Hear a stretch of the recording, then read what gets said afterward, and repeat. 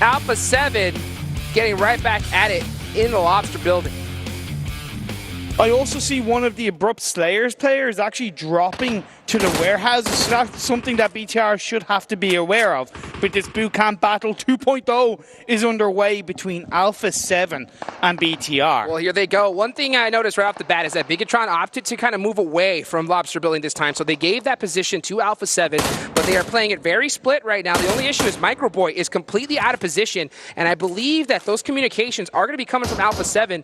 They're going to start pressing him. I mean, you can see the whole squad trying to get this 3v1 going. Bigatron needs to support their teammate right now.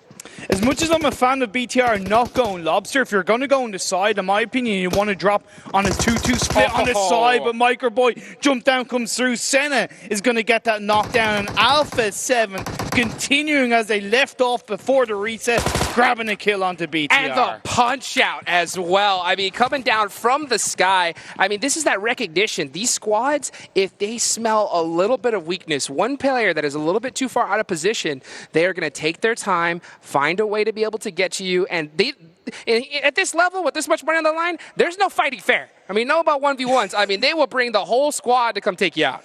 And at least BTR have managed to disengage for now away from bootcamp as a 3-man team as opposed to a 1-man team that we saw previously.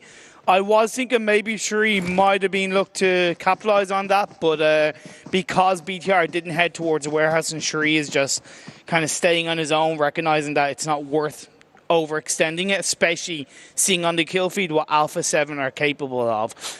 But with this Phase 1 circle that we haven't really gotten to talk about just yet, it's very central. Oh, dead center, yeah. Dead center, but the bad thing is that it still encapsulates all 3 areas of Sanhok, so positioning yourself in Phase 1 is going to be a bit tricky. That's true. I mean, you're just going to get looted up and then kind of have to just figure out as you go. If that zone hard shifts away from you, you're going to have to make some moves. But here's the big thing, though. Yeah. After that engagement, you smell that?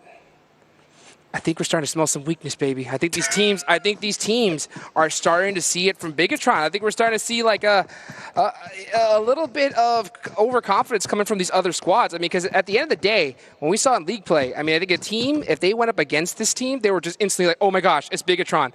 But now, realizing that they're down in 16th place, I think a lot of these squads are going to want to kind of punish them if they're having an off day, so that, you know, because we've seen them come back before. So, I mean, if you can kind of take them out a little bit earlier, it's going to be good.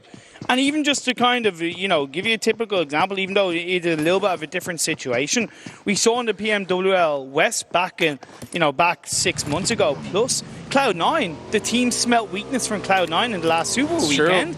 And they expose that. So you are dead right. Being able to recognize when a team is weak that normally isn't, and capitalizing on that, using your confidence to push back onto them, happy days. I mean, you don't want to fight Bigatron when they're firing on all cylinders. Exactly. So if you smell a little bit of opportunity to kind of take them out and punish them, I mean, now is the time. It looks like Abrupt Slayers are going to be the team to put a little bit of work onto him. Joker is taken down, getting pieced up right now, trying to survive. Looks like those are some shots coming from Alpha 7 all the way from boot camp.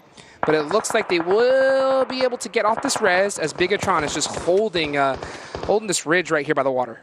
Abrupt Slayers holding on to a 2-2 split initially. Shuri was inside that warehouse. Heaven X has joined him, and Joker, who got knocked down along with Leon. Leon, who is a very experienced player, played in the PEC, he's played in the PMPL, he's leading his side, and he's committed to the Nepal team of Abrupt Slayers for the foreseeable future.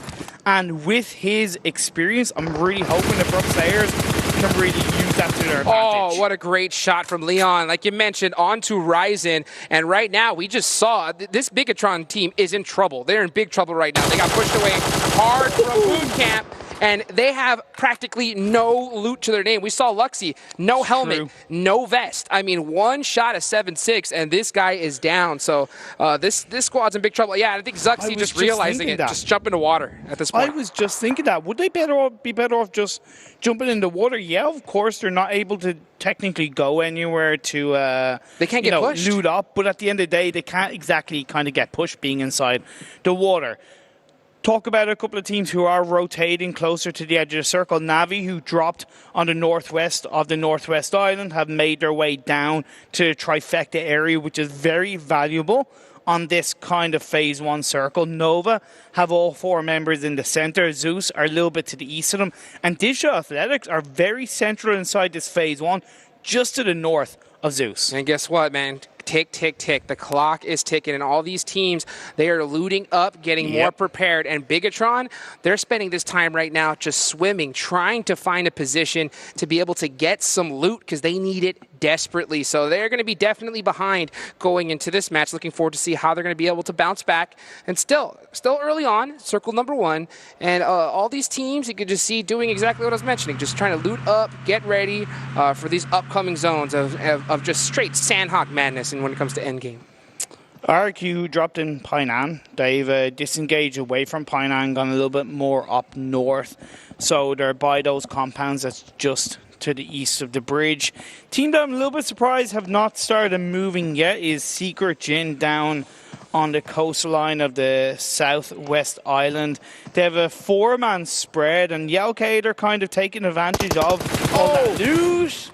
We'll have to wait and see as Navi punishes BTR. Yeah, hold that thought. You guys see Matic just being able to get a big knock right there. And this is that Bigatron team, like I mentioned, still no loot. Look at Luxy.